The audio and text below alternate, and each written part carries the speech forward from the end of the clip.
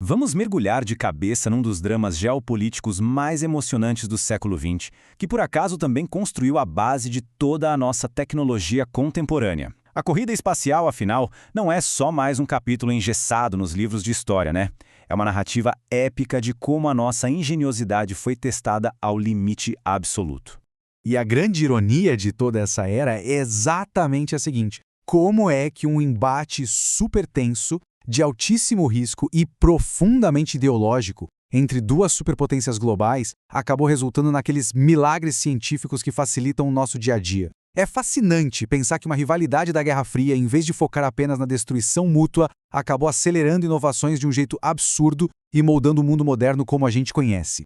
E o ponto de partida de tudo isso nos leva para um momento onde a tensão resolveu literalmente ir para o espaço. A Guerra Fria estava lá, no seu auge absoluto, e de repente o campo de batalha deixou de ser o solo terrestre. De um lado a gente tinha os Estados Unidos, do outro a União Soviética. Eram duas forças gigantescas travadas numa batalha feroz em busca da supremacia total. E o detalhe importante, não se tratava apenas de ciência pura. Cada novo avanço era um recado muito claro enviado ao oponente sobre quem é que ia dominar o futuro.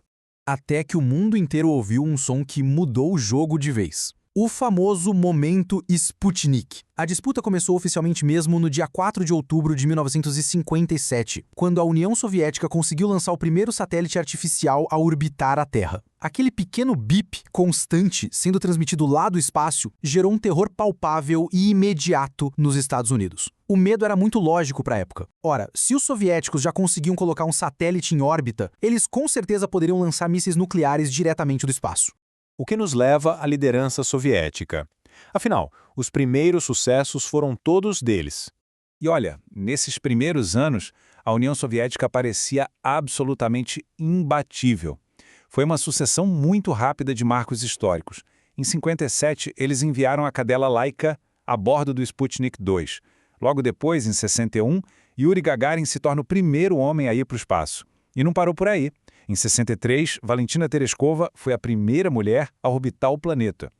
Essa velocidade vertiginosa construiu uma tensão dramática que ficou quase insuportável para o Ocidente. Mas a gente precisa fazer uma pausa rápida só para refletir sobre a grandiosidade desse momento. A Terra é azul. Uma frase tão simples dita pelo Yuri Gagarin lá em 12 de abril de 1961, mas que carrega um peso simplesmente monumental. É um maravilhamento puro de um ser humano vendo o nosso planeta a partir da órbita pela primeiríssima vez na história. Uma observação quase poética, que com certeza já ecoou na mente de qualquer pessoa que já parou para pensar no nosso tamanhinho diante do universo inteiro. E a resposta americana não demorou, inaugurando a era do programa Apollo. Totalmente pressionado por essa enxurrada de sucessos soviéticos, o então presidente John F. Kennedy estabeleceu uma meta audaciosa, para não dizer quase impossível, lá em 1961, enviar um homem à Lua antes que a década acabasse. O programa Apollo exigiu um investimento tão massivo e sem precedentes em ciência e engenharia que acabou culminando no desenvolvimento do Saturno V. Para se ter uma ideia, ele é simplesmente o foguete mais poderoso já construído na história.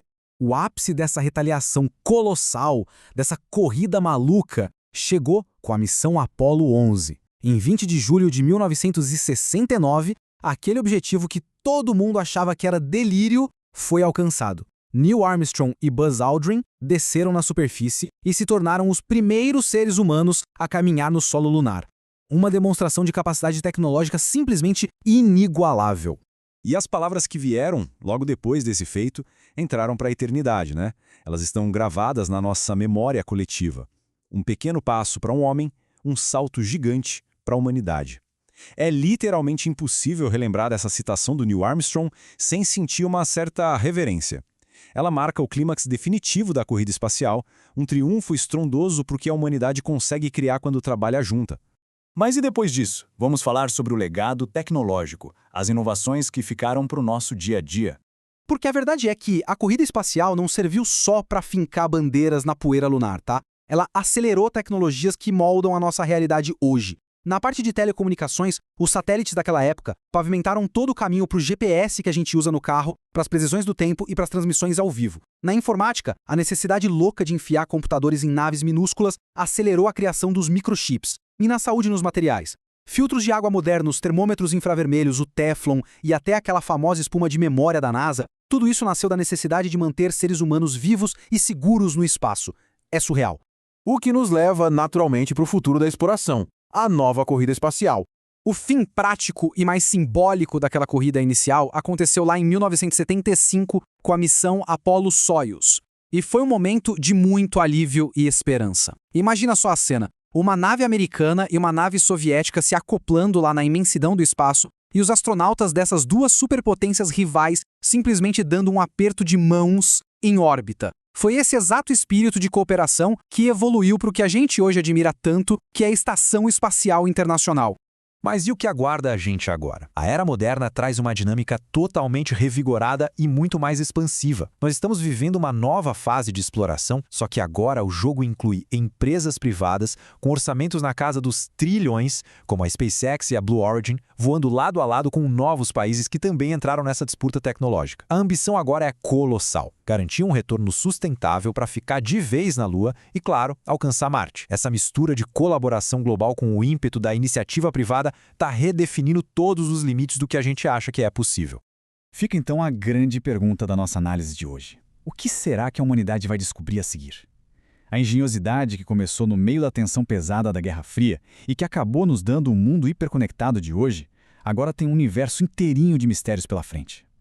O nosso espírito inabalável de exploração perdura e tudo indica que a jornada rumo às estrelas está apenas começando.